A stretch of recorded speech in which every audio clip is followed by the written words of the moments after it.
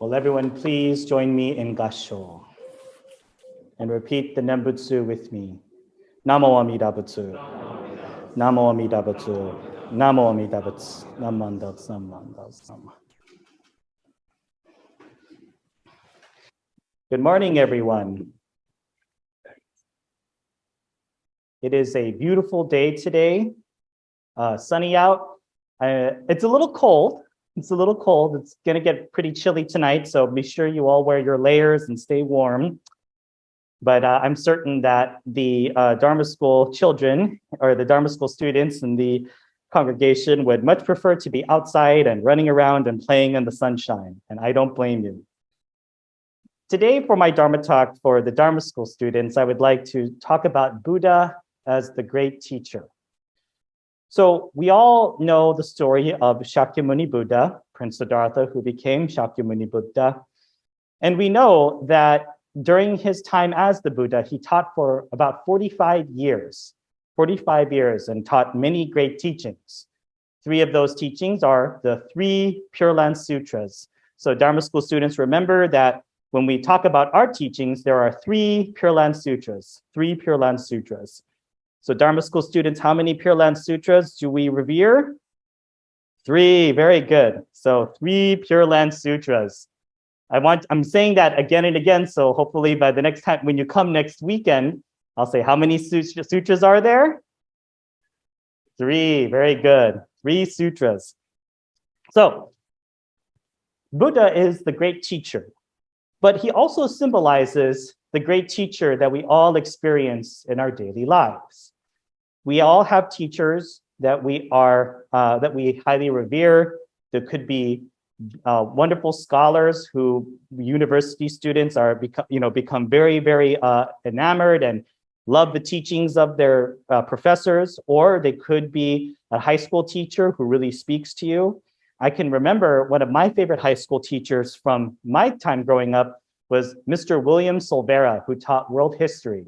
And he taught world history in a very interesting way. He didn't just jot down dates on the board and say, remember these dates, okay? He just didn't do that, right? Because when people often think of history teachers or history professors, they kind of think boring, right? Because you have to read these big textbooks, right? And you have to probably memorize these dates. But Mr. Silvera did not teach world history this way, okay? Mr. Silvera taught us with always beginning class with a question. So he would everyone, we would all gather in his class, and then we would wait for this question because we know that a question was going to come. And he would say something like, okay, students, question of the day. Do the ends ever justify the means? Do the ends ever justify the means? Or what would you rather have, or another question was, what would you rather have more of?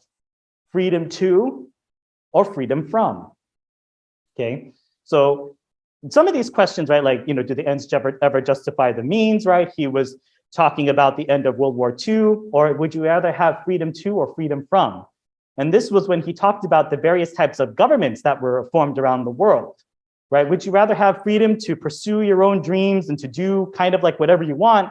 But that means you get freedom too, right? But then if you get less freedom from, right, that means you have responsibilities you have to take care of. You have to take care of your own medical bills. You have to take care of your own taxes. You got to take care of, putting, taking out your own putting your own garbage in the, taking your own garbage to the land waste or something like that. Or would you rather have freedom from, where all those needs are taken care of, but then you have less freedom too? You don't have the freedom to go out when you want to, right? He has all of these questions. These were very important critical thinking questions. And this affected me very much as a world history student. And he came up with all of these very creative lesson plans. One of them was he actually had a judge, sort of like a judge trial, and we all had to be lawyers. And we had to argue over whose fault it was who started World War I. Whose fault was it? Was it Germany's fault? Was it Russia's fault? Was it United States' fault? Was it Serbia's fault, right? We had all of these questions, right? And we had to all argue our case. The Buddha was actually very similar in his teachings, okay? The Buddha, and we have to remember this, the Buddha did not give the same lesson to the same people. Sometimes he was surrounded by a certain group of people who had a very specific question for him. For example, you have the larger sutra. He was surrounded by his disciples and a bunch of other people, and someone asked him, "Hey, Buddha, you look very different today. Why is this?" And he goes, Ananda, you noticed something was different. Explain to me, did a god or did a heavenly being tell you to ask me this question? And Ananda said, "No, I just noticed that you were different today. Could you explain it?" And he goes, "Well done, Ananda." And then he expounded the teaching of Amida Buddha, the teaching of the Buddha of infinite light and life. But there were other times too, where the Buddha had pretty much didn't say anything. And there's a very famous sutra where the Buddha holds up a flower, and all of his disciples kind of looked confused, except for one. And this one disciple looked at the Buddha and smiled. And then he pointed it and he says, "That is a form of transmission right there. I just transmitted a lesson to you without even saying anything." So the Buddha gave many creative lessons. But why do I bring this up? Because Dharma school students, you will have many teachers in your lives. And some of them you will probably not enjoy very much. I hope you enjoy some of my lessons, but I can't sway you one way or another. But I hope you have other teachers who really speak to you. And if they do, really hold their teachings close to your heart. The reason for this is because someday, Dharma school students, you will become teachers. Yes, some of you might actually become teachers in your profession. We have some wonderful Dharma school teachers here. All of our Dharma school teachers here at Tacoma Buddhist Temple are wonderful people. And so you might actually become a professional teacher. But no matter where you are, what your job is, right? What your job is, what you do, it's going to be part of your job to teach somebody what you do or how to do it, right? And then you have to ask yourself, what kind of a teacher am I going to be? And this is why it's so important. This is why we have to look to Siddhartha, Prince Siddhartha, and eventually Shakyamuni Buddha. Because sometimes Shakyamuni Buddha was a very loving and caring and charismatic leader. Other times he remained silent, but other times, he could be strict too. So there was another famous disciple of the Buddha named Shariputra.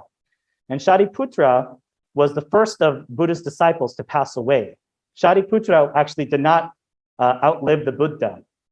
And so Ananda, who was very attached to Shariputra, started to cry and get really upset. And the Buddha kind of almost scolded Ananda and said, "Shariputra is free from the realm of suffering. You must not weep for him." But this was the right message for Ananda at that time. So you have to ask yourselves, when you become teachers in the future, when you become educators or caregivers or people who have to, you have to teach your replacements, right? For, when you move up in your careers, what kind of a teacher are you going to be? And most importantly, you have to actually ask yourself, who am I dealing with, right?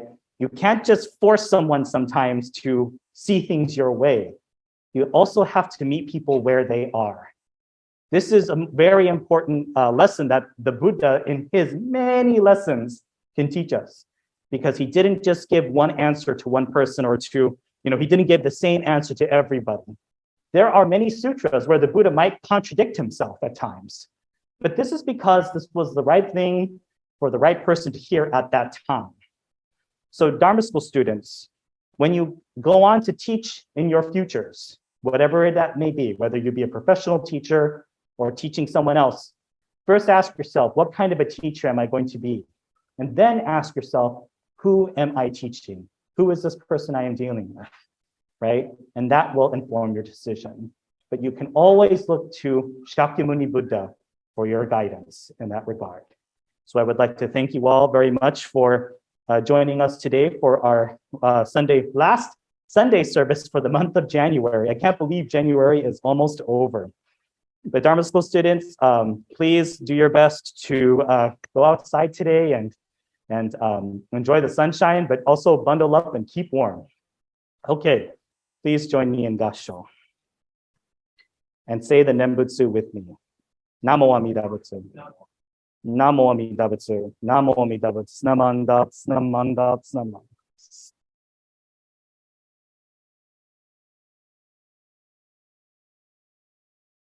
Will you all please join me in Gassho?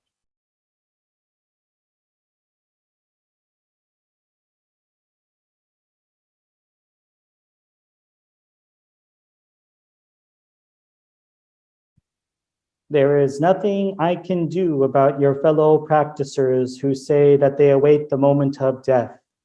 Those whose Shinjin has become true and real, this being the benefit of the vow, have been grasped, never to be abandoned. Hence, they do not depend on Amida's coming at the moment of death. Namo Amida Butsu. Namo Amida Butsu. Namo Amida Butsu. Namanda, Namanda, Namanda. Good morning again, everyone. For today's Gosandai, or quotation that I quoted this morning, for our visitors, usually the traditional way of starting a Dharma talk is reading a quotation from our sacred texts. I chose to quote from one of Shinran Shonin's letters. To give a little context, one of the basic teachings of Pure Land Buddhism is that after we die, we are born into the land of bliss, the land of pure enlightenment of Amida Buddha's wisdom and compassion. There, we are instantly born, we are instantly awakened to enlightenment, and we come back to this world to guide others to Amida Buddha's land of bliss to also become enlightened. However, some people have misinterpreted this understanding or this teaching by thinking that, okay, well, this means that all the good things are going to happen after I die. And therefore, I'm just waiting for the moment that I die, and then all the good things will happen. Shinran is very much refutes this. Now, while he does clearly in many of his letters state that being born happens instantly after death, the settlement, the true settled nature of our understanding and our taking refuge in Amida Buddha's wisdom and compassion happens right now. Happens right now. We don't have to wait until the moment that we die. We should not just keep looking forward to the moment that we pass away.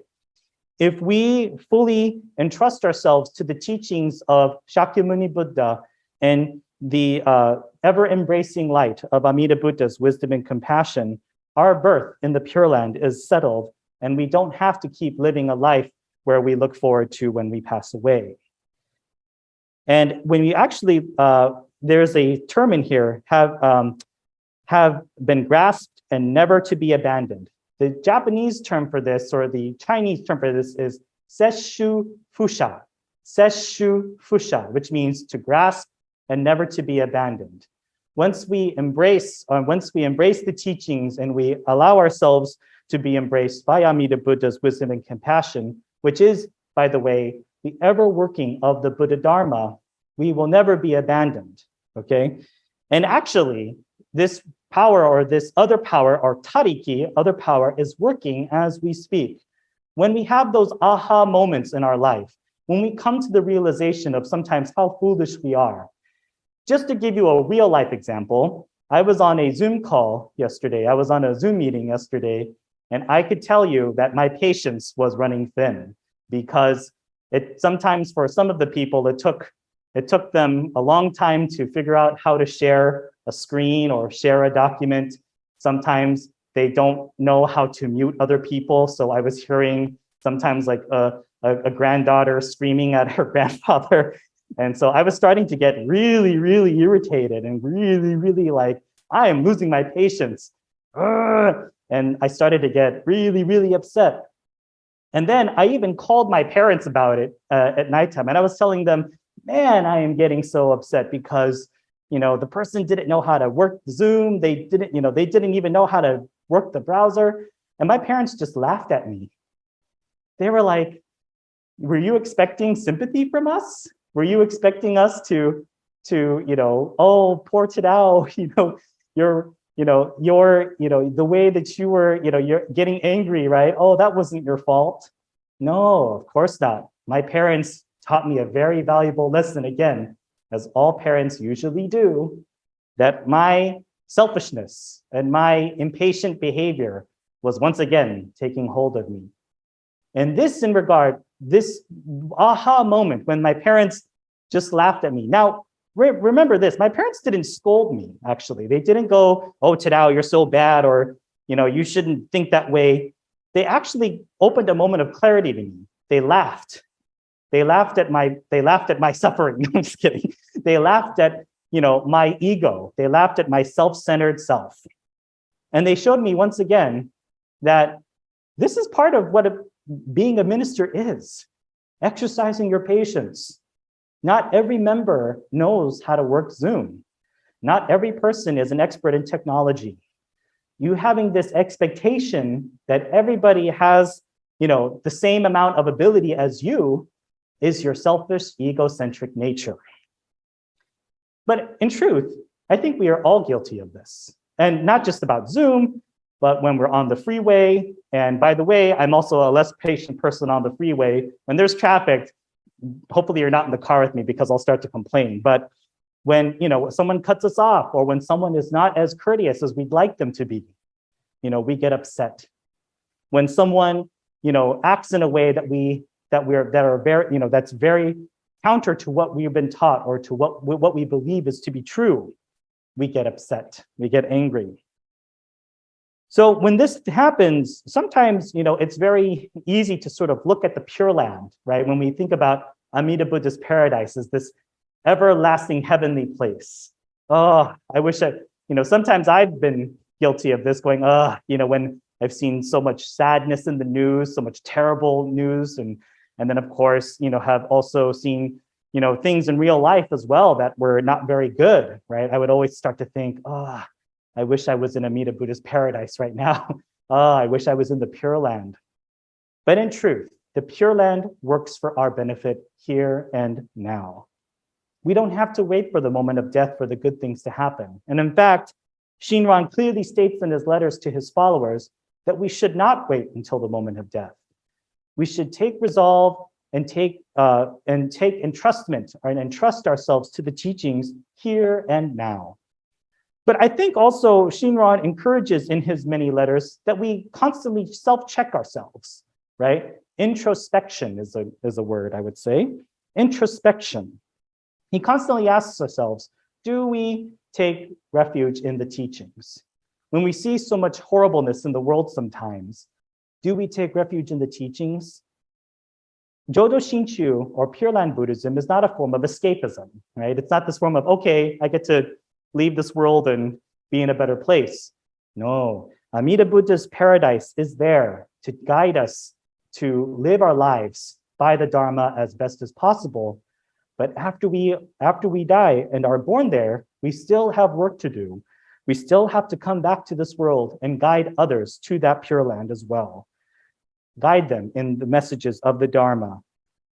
In this regard as well, just to end on this note, I think of our past relatives. I think of all the people long past. One of the things that was given to me by my wife, Reverend Cindy Asaki, was the 50th anniversary of the Tacoma Buddhist Temple book. Someone from White River donated it to White River, and then Cindy saw me, and she said, I think this belongs at Tacoma Buddhist Temple. So for those of you who are interested in taking a look at it, I'll get it out for you, and I'll bring it down to the luncheon afterwards so you can take a look through it. It's very, very neat to see I think a 5-year-old or like a 6-year-old David Yotsuye. But looking at all the past faces, looking at all of the past people who helped to build this temple, helped to continue the tradition of Jodo Shinchu, also makes me realize that this is also what it means to be born into the Pure Land and to come back to this world. Constant reminders of who has gone before us and how they continue our tradition today. Hopefully one of these days I will be a face in a book. I don't know, but not because I want it for vanity, but realizing that this tradition of transmitting the Dharma continues, right? Even into the future, when I am no longer here and can control things the way that I want to control them. But hopefully, some influence from the past can guide us to how we act in the present and how we teach our future generations for the future. This, to me, is the benefit of Amida Buddha's wisdom and compassion, the constant working of the Dharma. This is why I have chosen this quote today, because this religion, Jodo Shinchu, is not a religion where we wait for death, where we think, oh, everything good that's going to happen is going to happen after I die. Very good things are happening to us right now from the realm of the Dharma. So please keep this in mind. And as Renyo Shonin, our 8th Monshu, has said, please regard this and please consider this humbly and respectfully. So with this in mind, I would like to thank all of you for joining us today for our wonderful last Sunday service of January. I can't believe it's the end of January. Can everyone believe it's the end of January already? Rick, it's going to be February just in a few days. And 2023 has just started. So as we go into that, I would like to wish you all a happy new year once more, and please join me in Gassho.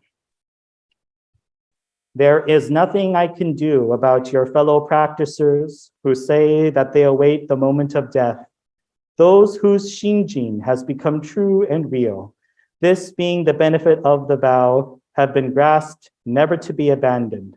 Hence, they do not depend on Amida's coming at the moment of death. Namo Amida Butsu. Namo Amida Butsu. Namo Amida Butsu. Nam Mandats, Nam Mandats, Nam.